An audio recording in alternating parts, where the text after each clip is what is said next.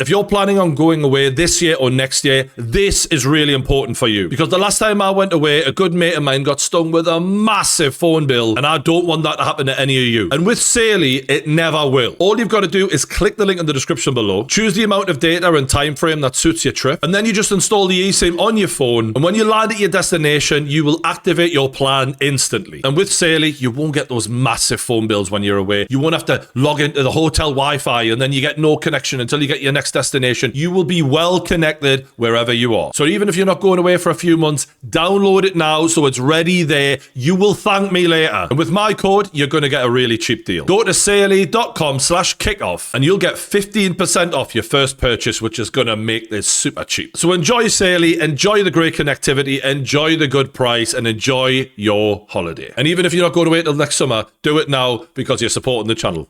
Cheers.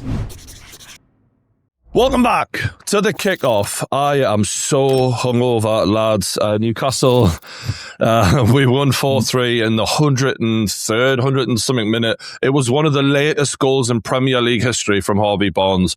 And we did something we haven't done this season, which is we come from behind. First time we've actually gained points from a losing position all season. I was so angry during that game and so happy at different moments. It really is like, it was one of the most emotional roller coasters. And it really was a fitting tribute to Kevin Keegan, he's just been diagnosed with cancer. Newcastle fans were so emotional about that before the game. And that was a Kevin Keegan game if there ever was one. Credit to Leeds. They fucking stuck it on us from the get-go. And I was so angry at watching a team that was probably bought for about 15% of what we spent on our squad. And they, really took the game to her from the kickoff. And it's hard because you kind of, when you're in a game like that, you're kind of raging that a newly promoted side is sticking on you, and you think, we're a fucking Champions League side, and again, we don't look like one. But then you have to give the credit to the lads as well for getting the fucking game eventually turned around. The referee was a fucking lunatic. He was just given the most ridiculous penalties. Both penalties I thought were bullshit. Yeah, I've actually wrote something down because I'm so hungover. I thought I'm going to need to think of what makes us say these things. Bruno Guimaraes, mate, best Newcastle midfielder of all time. Literally, I've just got to say. Look, we haven't had the greatest players ever compared to some of the clubs you probably can name some better midfielders, but he has missed at Newcastle and he deserves that. He's got the Superman cape on, and if he's Superman, then Lewis Miley is Robin, because this kid, I was banging on 2 years ago saying, I think he's going to be this, that, and the other. Of course, I get carried away. But let's look at the fucking passes he's attempted in his last 4 Premier League games, 257, and he's made 248 of them. 96% passing in his last 4 games. If you're looking at Declan Rice, Reece James, thinking, who's the next England midfielder who's going to be one of those guys? It looks like Lewis Miley is your best bet at 19 years old.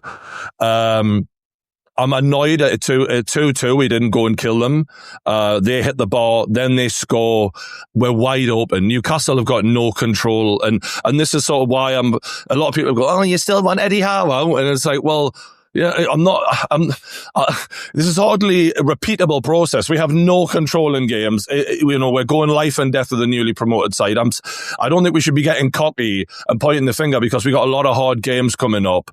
And, if there's one thing I'm really frustrated with more than anything right now, it's Voldemort.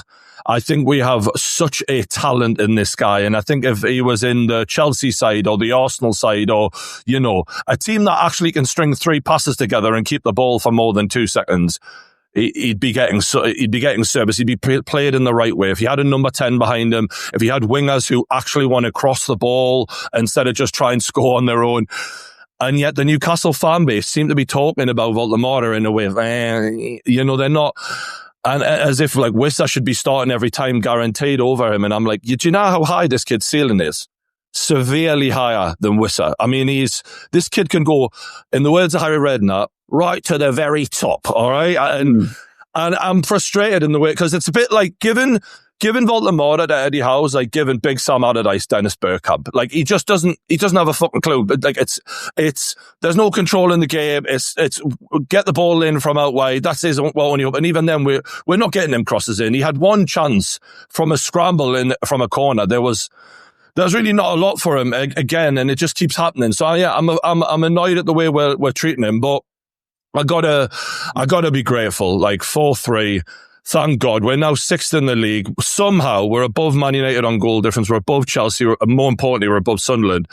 And this is the first time we've been in the top half of the table this season. Will we keep it going? Who the fuck knows? Like we're not looking, amazing, but there's a bit of mental grit coming from nowhere. So I'll take it. Anything you want to add, lads? I just want to say how crazy this league is. Like you just said, like you strung a couple wins together, right? Mate. Grinded out a couple wins. It hasn't been pretty, but you've got the job done. Like you said, Bruno Guimaraes has stepped up and been, Superman for the team.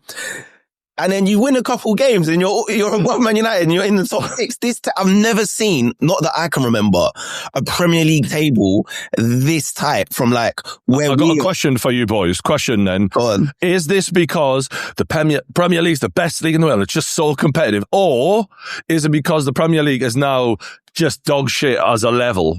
It's because PSR is actually working. Like what a surprise! Finally, the financial regulations mean that the top teams aren't as good as they used to be, and the bottom teams are better than they used to be because they can actually spend more.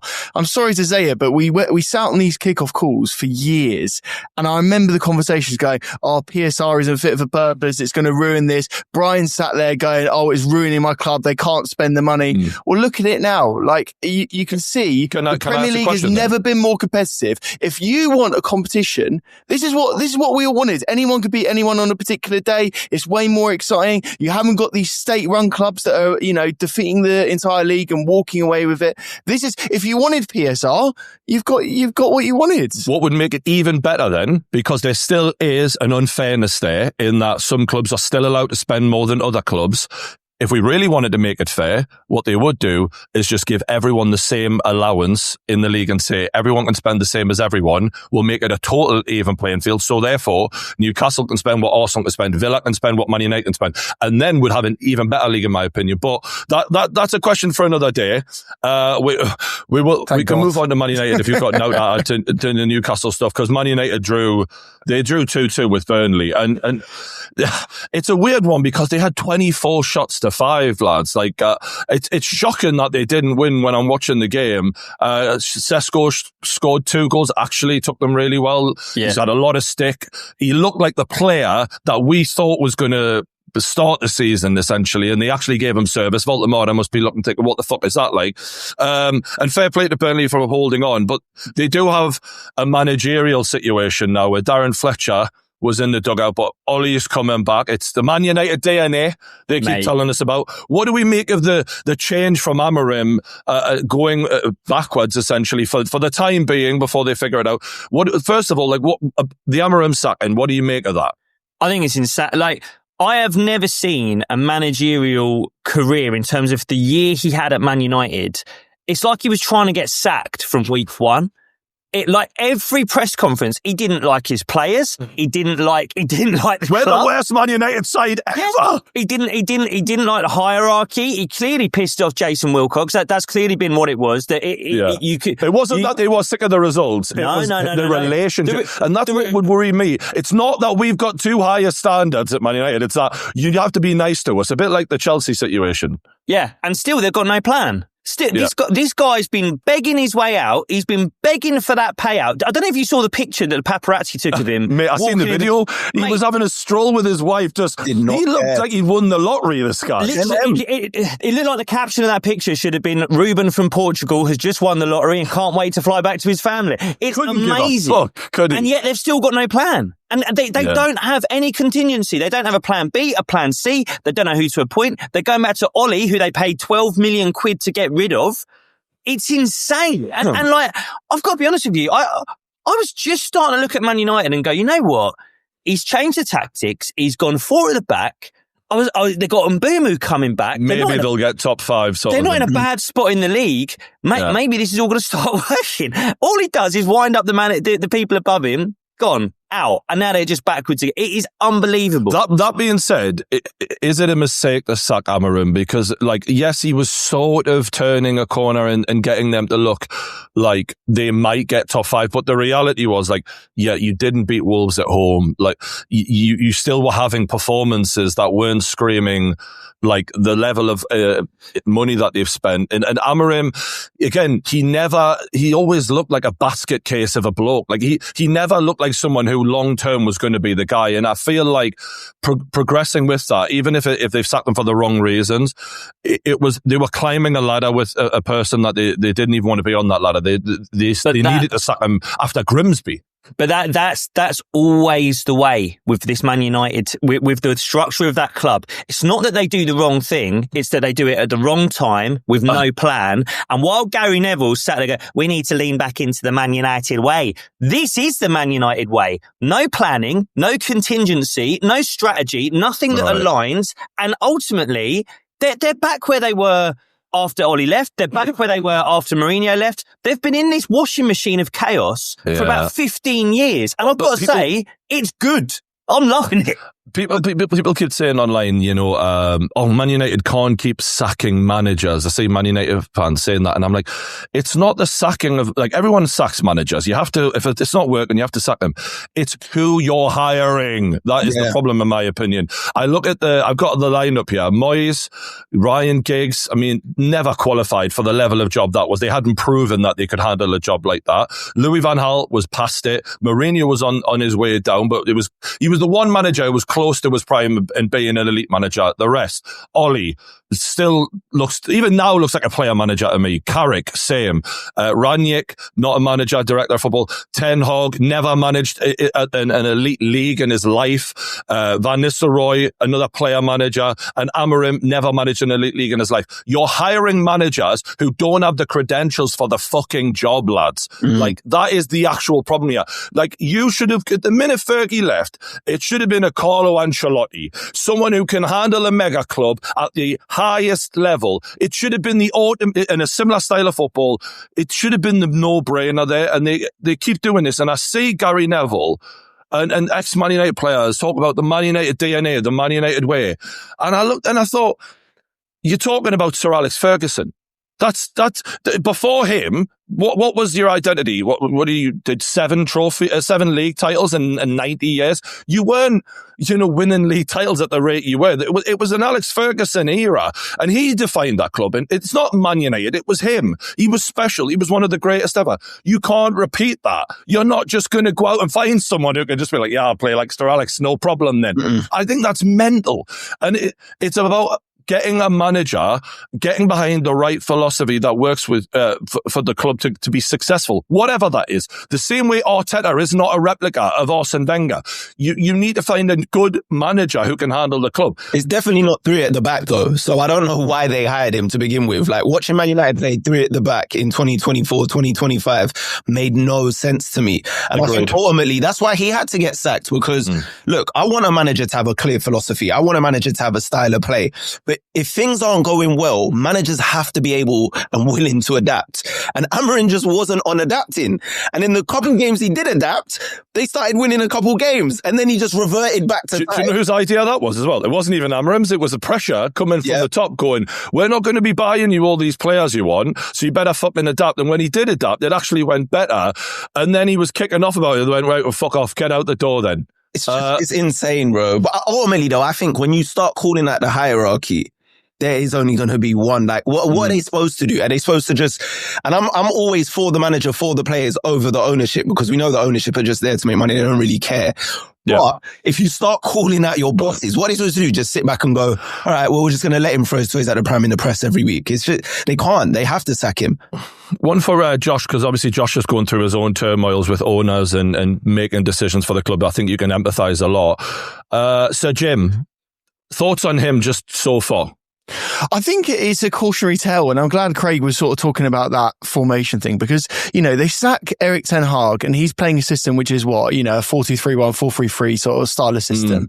And they interview several candidates in a very bureaucratic way. And I will say this, right? Man United is the most bureaucratically run club. They have consultants on consultants. They pay consultancy firms to work with them. Do you know, like it's bureaucratic beyond belief. And it's a cautionary tale for the rest of the Premier League, for anyone else that's courting private equity or more investment or that sort of thing, to say running a club as a business doesn't necessarily mean that you're going to see the fruits of that in better players, etc. And I think this is the weird thing with you, Brian, and your club, in that you've got state-run money, you've got this sort of investment, but you also have people under that kind of know what the football club is about and know how to run a football club. Much like Jacob and Arsenal, they've got football people, they understand how it works, right? But if you keep dealing with private equity, investment, money, all of those sort of things, what you do is you lose the heart of what it takes to actually run a football club. And look, I totally empathise, because I'm seeing this played out more than ever at my club. But Sir Jim Ratcliffe is meant to be coming in as a person who apparently loved Manchester United, was a boyhood fan, like new football, not only new business, but professed to be this sort of thing. And again, you've got to be very careful of the PR around these moves. And fans now more than ever need to start standing up to this and questioning the Premier League and really questioning the people that do take over. Because what will tend to happen is that these people will come in and they say, we've got all of these ideas, we know how to run football clubs because we run very successful businesses. Now, by the way, Ineos at the moment isn't necessarily that successful. So I'll question the whole thing right now. If you look into that, they're not doing very well at all. So you come in and you go, I know what I'm doing. I'm an expert in business. I'm going to tell you what to do, and I'm going to hire the football people under that. Unfortunately, if you've got someone at the very top that doesn't fully understand the way that football clubs have been run for, time immemorial, then you're not going to get the right people involved. And unfortunately, you're going to see huge institutions like Manchester United regress to a level in which they will never be able to return to that level. And I think we're almost at the point now where they can have all the tractor sponsorships they can need, but they're never going to get to that point again where they are the elite title challenging season after season level. I just can't see it. Sir Jim's a moron. He's got virtually every decision wrong I can even think of. And I think you've put it well there, Josh, in that, you look at Abramovich, for example, when he owned Chelsea, clearly he owned it for the purpose of watching a successful football team. And I think the reason why you buy a club has a major impact. Obviously, with Newcastle's owners, they just want us to be successful. It ain't about making money. And with Chelsea and Man United right now, the motive is clearly having an impact on the output. Speaking of Chelsea, 2-1 defeat last night against Fulham. I was watching the start of the game before Newcastle came on. Cucurella gets sent off, drags a man down. He's not even made it at the box yet. He's not even, there was a chance the keeper could have saved it. There was just no need for it. We'll start with that moment, Josh. What was that like for you? I have to say, we've been building 11s of players that have been sent off this season. We're very close to building a full 11 right now. The indiscipline that we've had, and this is again, it goes back to squad building. Cucurella is probably one of our most experienced players. That's the shock, isn't it? Because it's usually the kids that do it, and he's 27. It is, but also then what it goes to is, you've got these young players that then don't know how to be, close out a game or deal with adversity in the way that they're dealing with. And it isn't just when we're down to 10 men. We see this week in, week out. The Sunderland game we conceded in the last minute. We've seen it several times, and I think what it's intensified more than ever is that we need those experienced characters, the Reece Jameses. We need, if we could have 2 or 3 more players of Reece James's maturity level, then I think we'd be much better off. But I thought it was a stupid challenge. It was a deserved red. He didn't need to do it. And really, it's a player that I expect the least from in Cucurella, if I'm being completely honest. Your team's got a discipline problem. Yeah. It has. Anyone who's played against Chelsea will tell you that. They go into games, they kick you like no other team. No other team kicks you like Chelsea. It's ridiculous. The fact of the matter is, we got 3 yellow cards after the red card. Yeah. Like, to say that we've got an indiscipline problem is an understatement. Yeah. You know, Reece James wasn't on the pitch at that time, but he's the kind of guy that will grab someone by the scruff of the neck and say, move away from the referee. It was a correct decision. Josh, he's had all season to do that. He's had all season to do that. He's had training sessions every single day to do that. I'm so like, it's on Reece James and the rest of the management. It's the rest of the captaincy group. Like every time our team play Chelsea, and Craig and Brian, I'm sure you'll agree with this. You expect one of them to get sent off, and you've got some insanely talented players. Like I joke sometimes. I think Caicedo could be the best six in the world. He can't if he's not on the pitch. Yeah. And it's the issue with so many of your players. It must be so frustrating to watch that they go into games and it's almost like they've said to themselves, we're not as talented as the other team, so we're going to kick them. And you don't need to say that. You're an expensively assembled team with loads of talent. Yeah, it's performative though. Things are not going very well on the pitch right now. So what I'm going to do is I'm going to have an argument with the referee to show the fans that I care. Yeah. And it's like, we don't give a fuck about that. I don't give a fuck if you talk to the referee or not. All I care about is you focus on the game and you close it out. If we're being completely honest, and on the run of the game, you know, Fulham had their chances, but we also had our chances. We could have even got a draw or a result out of the 10 men. But again, it's the inability to close out games, and we see it week after week. Yeah. And again, that's a management issue. The fact of the matter is, we didn't even have a manager in situ. Liam Rosina now, he's got so much pressure on him. He's got more pressure than he had 2 weeks ago. What is that? Can I just remind, Chelsea are in 8th now with 31 points, so they're below Man United, and Newcastle, it's going to get worse. Brentford, Liverpool for those Champions League spots. Only 3 points off, though. Only 3 points. Yeah, but this is the thing, boys. Like 3 points off, yeah, fair enough. But also, with what, 4 points in front of Tottenham in 14? Josh, we said this about Newcastle. About 3 weeks ago, we said about this, and I kind of agree with you about the PSR thing. I hadn't even thought about that. This is a good league. This is a good league where 2 losses and forget about Europe, 2 wins and you're ahead of the pack going for Champions League. Can I just make a point on the PSL though? Part of the reason it's working is also just we're all lucky that Chelsea and Man United have spunked money up the wall so badly. Like, realistically, it would be Chelsea, Man United, Arsenal, Man City, Liverpool, if it wasn't for them also spending money horrendously, a couple of them. Do you know what I mean? But this is the thing, like, but the investment, like, I disagree with you, Brian, actually, because, like, for example, back in the day, if Chelsea had made a mistake with a signing, I could name you a million of them. Matthias Kesman, Chris Sutton, like I could keep going, right? Like so many of these players, Adrian Mutu doing extracurriculars on the sideline. We would just buy another player. And now you can't just go out there and buy another player. Man City are having to choose between recalling a 20-year-old centre-back and buying Semenyo, or sacking the Semenyo deal off and buying a proper centre-back and getting Mark Gay. Just having the transfer window, isn't it? Because let's be real here, Man City do spend insane amounts of money. Chelsea do buy 9 players a summer. Like, that is happening still. Do you know what I mean? It is, but you can't get yourself out of a hole in the same way you used to be able to. I agree. I think you're making a fair point. So Chelsea for the rest of the season, Rosinia's come in. He speaks really well. Like, I actually watched an interview and I thought, you do actually sound like a very intelligent guy. Not 6.5 years intelligent, like, but what do we make of that situation? The fact that he's got a 6.5 year deal and the pressure is really on, because let's not kid ourselves. Chelsea need Champions League football. They've got a fucking World Cup winning badge on their shirt. They're not even going to be in the Champions League. That would be mental. Do you know when are we going to learn that contracts don't mean what they say they mean? I was going to say exactly that, Josh. I was going to say I'm pretty sure that your Ukrainian winger who's doing jobs as an Uber driver right now has still got about. He's got a drive, mate. He's got a ban. Was it? Oh, fucking hell, he can't even do that. On his contract, he can't even drive. He's still got 7 years left on his Chelsea contract. Do you know what? I'll let you talk about the Rosina thing because you know better than me, and it is Rosina rather than Rosina, as I've been told.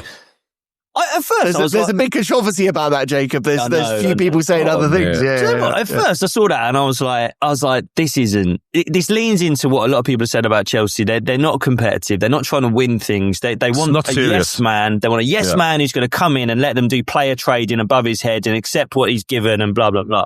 And then I looked at it. I thought, who else is there? Like this, I think there's about to be like a managerial merry-go-round, right? I think there's a lot. I think Frank's going to go. We'll talk about that in a minute, Craig, and his coffee cups, right? I think Pep's going to go in the summer. United are still going to look for a long-term appointment after Ollie. But where's the talent? Like what manager, if not Rosenior, if Rosenior's a kind of yes man who's not going to compete for trophies, who was the guy who could have come in and been competitive straight away? I don't know who it is. Luis Enrique is going to be available in the summer. I think that's the one that a lot of teams should have their eyes on. That's one way I looked at that and I thought, if Newcastle owners are serious about being the best club in the world and all that shite, well, then there's your guy. It just feels like managers and owners, the owners want managers nowadays, right? That are, like Jacob said, they're just yes men. Long gone are the days of those managers, those super managers that could speak out, have control over all facets of the club. They don't want that anymore. They want someone that, they could just be like, all right, shut up. We're going to take control of this. We're going to do this. You're going to listen to our instructions. And I think because the Premier League's become so global and there's so much money in the Premier League now. You're seeing the parts of the world that it's reaching. I'm even seeing the fans online. Like everyone's lost patience in football now.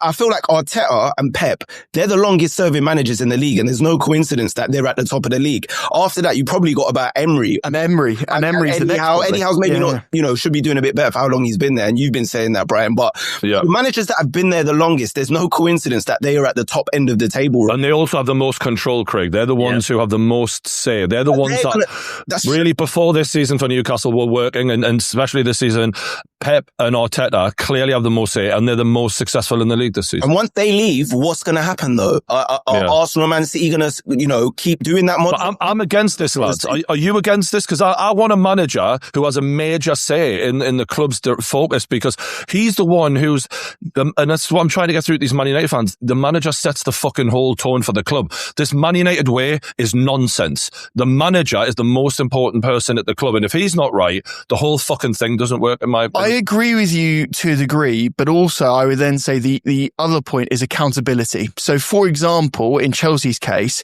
if the directors of football are not providing the manager with the type of players that they need based on a system that they have devised, that they have completely created, a pitch to a board, private equity to then raise the profile, raise business, raise money, etc. If that doesn't work, then those are the boys that need to be, sacked, and those are the boys that need to have accountability. They're the ones that need to speak to the press and the media and explain their own decisions and not hide behind a manager. So I think that the model can exist because that's a strategy and a business plan. Like, if you want to do that, then fair enough. But it has to be collaboratively. Stand up. Yeah, collaboratively. But also, if you make a mistake, stand up and own it and speak to people and deal with the consequences of that. And owners need to be able to sack the people. We never hear from, why are directors of football not giving interviews, for example? Like, you should be accountable too. If you're going to have a major say in my football club, I want to fucking hear what the point is. And to be fair, what's funny about Man United with the whole mix-up that they went through, and clearly Dan Ashworth was the casualty, because he obviously didn't want Amorim. He was like, this isn't going to work. And what's funny is they got rid of him, and he's been proven right. And I heard an interview with him where he went, look, if I'm buying a player, I absolutely need that player to fit within the manager system. I need the manager to rate the player. Otherwise, I'm wasting resources because he's not going to play him. And I was listening going, that's a very basic common sense thing. And yet it seems to be clearly an issue where managers regularly now are at odds with directors of football, where there isn't synergy there. And that is a major issue. We got to move on to Spurs, boys, because obviously Craig returned after a lot of travel, and you can enjoy that on his Instagram, I always do. And that's something you can be happy about, but not right now for Spurs, because I think they're 14th in the league. Brian. Why do you think I was traveling? I was going to stay here and watch this. I know, mate. I know. Fuck me. Stimulate my brain. Tell me about the performance last night. 3-2 defeat. Semenyo, what a fucking player he's been for Bournemouth. To still be digging them out in the final seconds when he's already agreed everything with Man City. That is how a player leaves a legend, and keeps his legacy intact. But Spurs, what went wrong, mate? Look, in terms of the game, it's a weird one because it was actually one of our better performances. Like, we started the game on fire.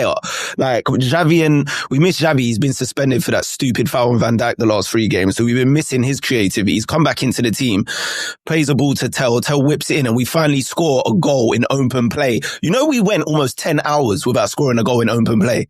That's how dire things are at Spurs right now. Thomas Frank, honestly, I didn't think it could get worse than Ange. And last season here on the kickoff, I was one of the main people that wanted Ange out. And I still like that, by the way, because in my opinion, you can't finish 17th and keep your job. However, the fan base was still, they loved Ange. They were like, oh, at least we're playing attacking football. And, then we won the trophy. Thomas Frank has come in, right? And he has literally become a set-piece coach. People were making the jokes about Arsenal scoring from set pieces. But at least Arsenal are actually a good team and they find loads of different ways to win and they're actually entertaining. Spurs are literally right now a set-piece team. Long throws, corners, that is the only way we've been coming up with goals. And unfortunately, I have to say, it looks like Thomas Frank won't be able to turn this around because every week as Spurs fans, we're tuning in, hoping that we're going to see patterns of play at least, something that he's been working on in training in the final third of the pitch.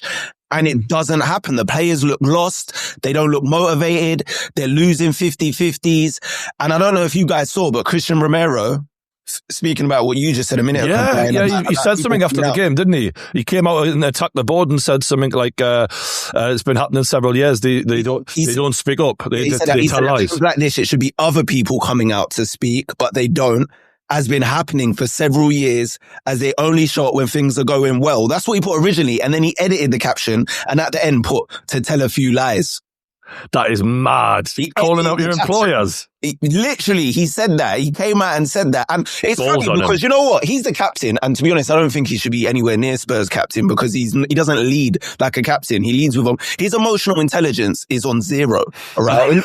In the heat of games, no, seriously, in the heat of games, I feel like as a skipper, you have to have a high emotional intelligence. You got to not only marshal your, emotions, but you got to control everyone around. Exactly.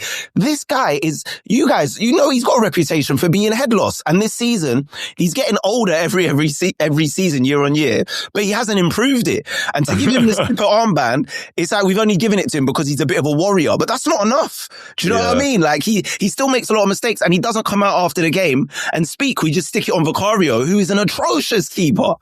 Atrocious. I think we got it from like Serie B and it's showing now. Like, so everything is a shambles at Spurs right now. And I don't know if you saw as well. So I know I've gone on a rant. It's good. The away fans have turned. And once the away fans turn, that's it. Every week they're booing Thomas Frank. Last night after we lost, he didn't even go near the fans. Like he got kind of near them and they just started booing straight away. So he kind of just like backed off, clapped and then walked away. Van der Ven had a back and forth with one of the fans. Horo had a back and forth with one of the fans. And then Polinia jumped in and tried to like mediate the situation. And once you start seeing that happen, it's curtains, I think. Mate, the away fans are the diehards, mate. If they've turned on you. This is what I'm saying. They're travelling, what is it, a Wednesday? It is blitz out here, brick right now in Bournemouth on the coast. And you're seeing your team lose every week. So I don't see how Thomas Frank turns this around, man. And then obviously you guys saw the situation with the Arsenal Cup, right? Oh, God, he was what was that about? Who even gave him that? The manager was photographed drinking out of an Arsenal cup for those who haven't seen the picture. Who gave him that? Why didn't he read the cup? Like, who picks up a cup? Every cup I've ever picked up in my life, I've looked at the cup. He's physically analysing it. No, because you have to, think about it. Anytime you've gone in your cupboard or just grabbed a cup, you're telling me you haven't read the side of a cup. Oh, God. Full logo on it. That is so funny. Clueless. I don't understand what he's not. Say he's not that clueless. Say he's not that clueless. And he did on purpose. Look, I'll be honest with you. He's on the Amarim thing where he's trying to get sacked. Well, he's coming up with creative ways because these managers these days, they're all doing the Jose Mourinho model. Mourinho's been doing this for years. You can as soon as you're not enjoying your job no more, you get sacked, you get paid out the rest of the contract without doing the work. But there's almost a theme to this conversation. We've been saying this throughout this conversation in terms of sporting directors who can hide behind the scenes, don't come out and get called out. Even the players like Romero are calling them out. They can fuck up in the summer, get recruitment wrong. Let's have it right. The sporting directors were the one who hired Thomas Frank. From Frank's point of view, he could listen to Craig and go, you hired the Brentford manager. I've given you Brentford. What did you want? Do you know what I mean? And now the fans have turned on him. You don't like his style of play, which he's been doing at Brentford successfully for about 7 years. Brentford are putting us all to shame. Is there not a point where if you're Thomas Frank... Brentford are 5th though. Do you know what I mean? Like he's left Brentford and they've gone up. Isn't Brentford the perfect example of not relying on a manager? Like they've literally gone, do you know what? This guy that was a set piece coach, we're just going to bring him in because we've got such a good system around him that he'll just be able to take over and be good. From set pieces, they're scoring in open play. Exactly. They've literally replaced him with an actual set piece course and it's gone better. It's actually insane, man. Because they've recruited better than Spurs. Igor Thiago walks into their team. Do you know what I mean? Oh, God. What he's doing. Easily. But we have injuries, though. Solanke's been injured. Kulusevski's been injured. Maddison's been injured. Maddison probably would have took the keys off Son to be like our marquee kind of Mr. Spurs player this season. Yeah. And he picks up an ACL. This is Maddison, though. This has been Maddison's career. It's inconsistently. An ACL. Like, that is like, you know what I mean? That's the whole season, basically. Like, I get you. I'm just saying, Jacob. Call me conspiracy, yeah? We're seeing this, so many managers, right? And in Eddie Howe's case, it's slightly different because he has got his guys behind the scenes. His nephew's doing recruitment. If you're a manager and you're like, right, the sporting directors are throwing me under the bus. They're not taking interviews. They're not answering. I'm the one getting booed. I'm the one.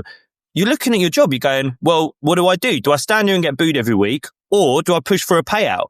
And I'm sorry, I agree with Craig. I do not think you pick up a cup without knowing what's on that cup. You know, if you're a manager of a club, you know there's going to be photos of you every single day. You know you're going to get pictured. And I'm sorry, the fact that he's holding an Arsenal cup, call me a flat earther. He knew. He knew. And this is the funny thing, though, because people go mad about it, right? But this is the funny thing about perspective, because if we were winning in a mad alternative universe, right, and we were above Arsenal, him picking up that cup and drinking is almost like banter, right? It's like, oh, you're taking a piss, we're drinking out of an Arsenal cup. But it's the fact that we're 14th. I'm there first. We can't buy a win for love nor money, and you're drinking out of a... I'm with you, Jacob. I think he knew, man. I'm not buying this. I don't know anyone that picks up a cup, especially if it has your rival on it, and just starts drinking from it in front of the press outside, thinking this is... Sack race odds, he's 2-1 to be sacked, Thomas Frank. Well, he should be odds on. It's Nuno Espirito Santo is the next one. I'd expect him to go during this call. Honestly, if we hang up this call and he's still got a job, mate, you cannot walk around with that cup. Yeah, but the thing is, everyone keeps saying, and the fans keep saying, it's sack. But I'm like, is there a plan in place? Like, who are you going to get? Yeah, I think they just see it out at the end of the season unless there's an obvious replacement handy. And I think that's the problem a lot of clubs have got is I said this the other day on the kickoff. It's just a lack of managerial contenders right now, and it feels like it's a really dry. Like even Chelsea, like normally would be linked with the elite of the elite, and I think part of the stout to who Chelsea are. But like, I guess there was no obvious guy, and they've recruited from within. And just fucked Strasbourg right off. I guess Gary O'Neill's a really good manager, Brian. You've done them a disservice. I guess we'll wrap. Before we wrap, can I just say, I thought Christmas was over, and then those results started coming in last night. City dropped. We're going to win it, isn't it? He's such a prick. I just want to say before we finish, there has never been more pressure on you, Jacob. If you don't win the league now, it will be the bottling of all bottling. It is a bottle job now. And Craig is sat there with his Arsenal cup, drinking from it, hoping it happens. All the pressure on me. All the pressure on me. Liverpool tonight, mate. All the pressure on. Will it happen? It can. We'll leave it there. Hit the like button if you haven't already. Don't forget to check out the boys' channels also. And we'll see us on the next one. Cheers.